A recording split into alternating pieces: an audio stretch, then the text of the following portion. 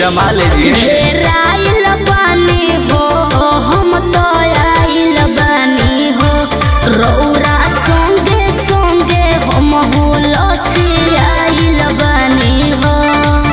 केहू बोली न सबका से कहे जाए तो जाई हला कभी अरे 40 पे हम मालिश करन फ्री में होई पालिश सोई पर सह जाए रात भर रह जाए।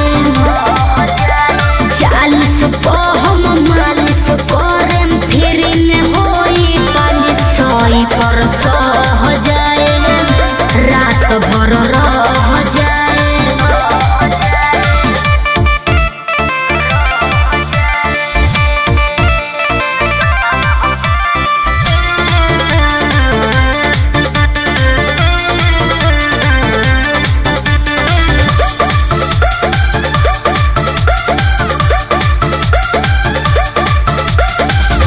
मार्केट में तो